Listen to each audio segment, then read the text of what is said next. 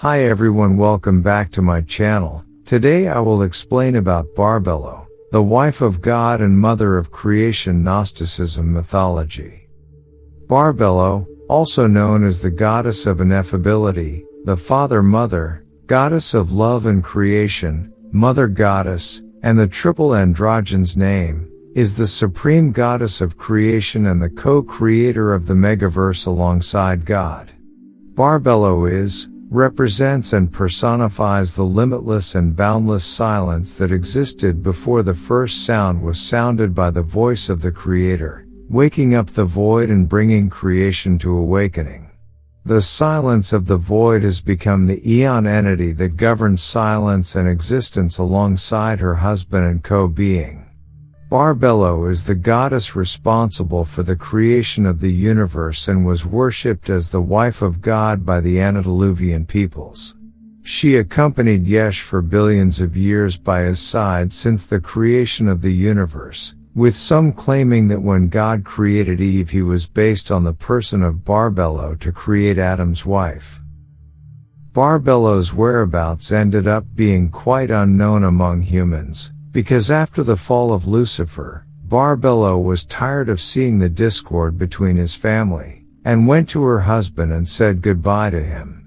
After saying goodbye to Yesh, Barbello ascended to the highest point of the seventh heaven, where she dissipated her divine essence, disintegrating and returning his spirit to its unconscious and silent primordial state.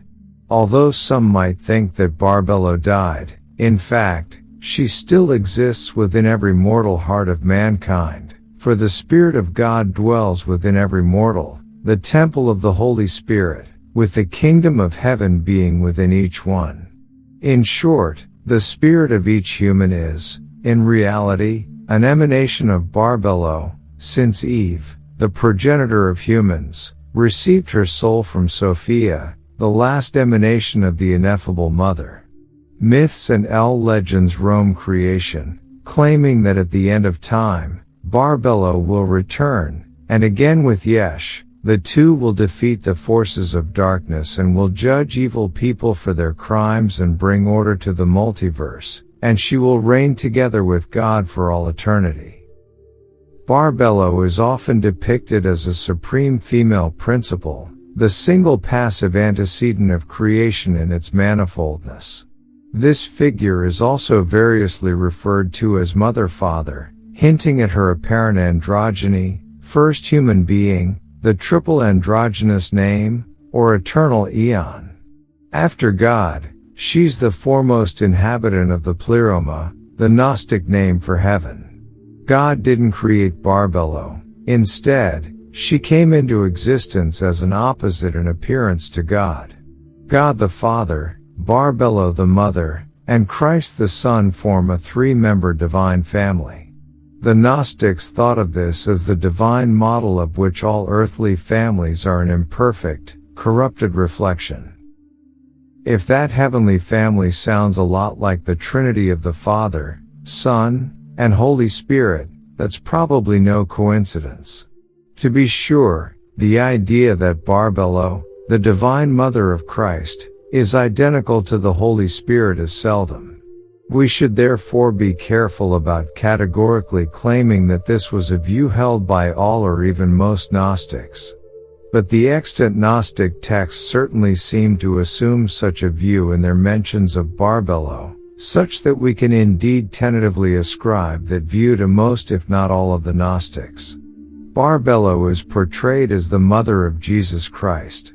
Barbello is described as the first power, the glory, Barbello, the perfect glory in the eons, the glory of the revelation.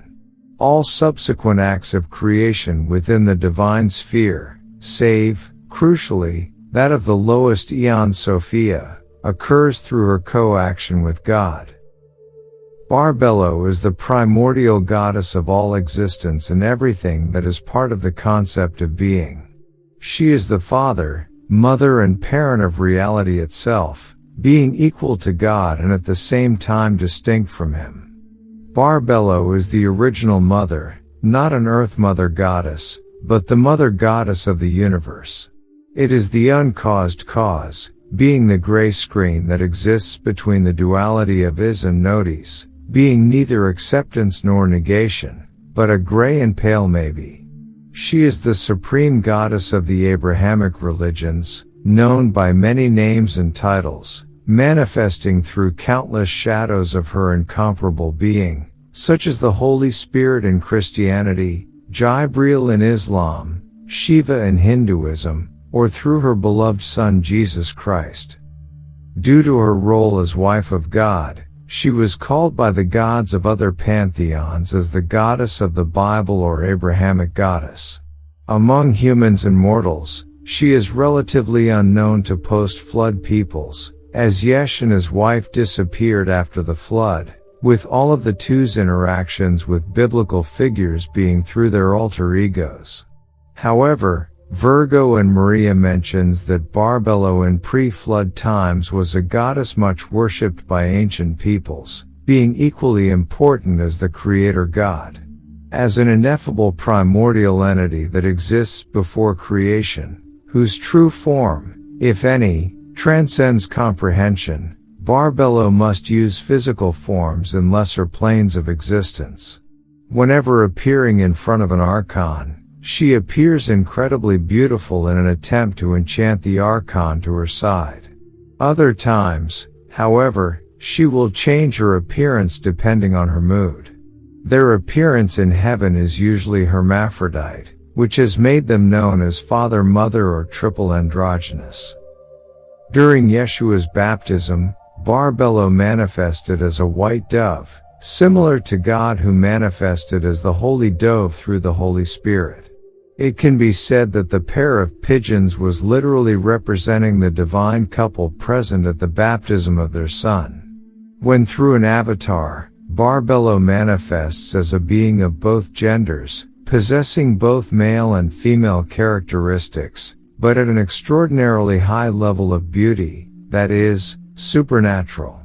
In their physical form, Barbello has a white face, white hair, and a thin body, with a delicate face described by John as a man and woman face.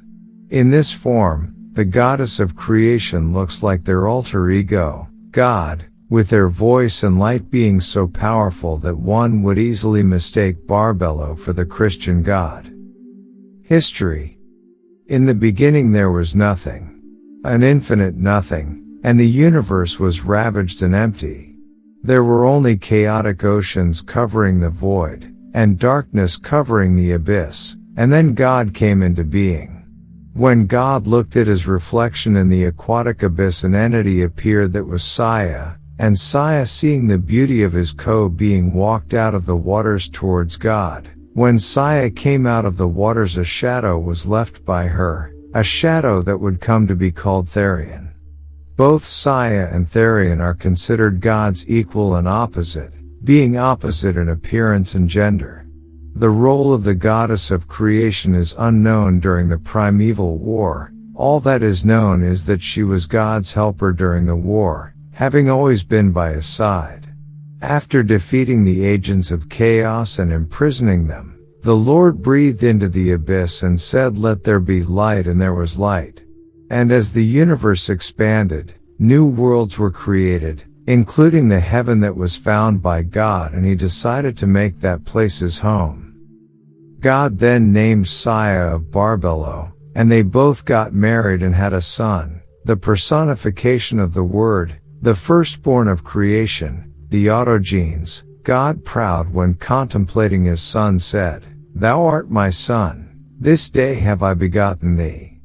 Barbello then decided to create a new species of beings, the eons, and when she did, they praised the invisible Father, saying, "It is because of you that everything exists and everything will return to you.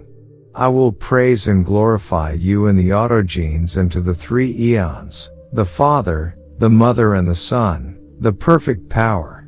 After the fall of Lucifer, the fall of humanity and the coming of sin into the world, Barbello was terribly saddened by what happened to his spiritual and earthly children. There was still the matter involving Sophia, who had fallen and become an ordinary human who suffered in the human realm with hunger, alone, unprotected against wild animals. Barbello felt powerless and unable to help her creations. In deep sadness, she no longer wanted to see so much pain from them and decided to sleep for thousands of years. The goddess, however, was awakened in the last decade before the beginning of the Common Era by Gabriel. When the scribe was asked by his mother why he woke her, he replied that God had created a plan to bring humanity back to the light, and bringing Sophia back to paradise as well, and that would involve the descent of a god into the realm of mortals, namely, Jesus, who knew that evil must be destroyed, no matter how high the price to pay.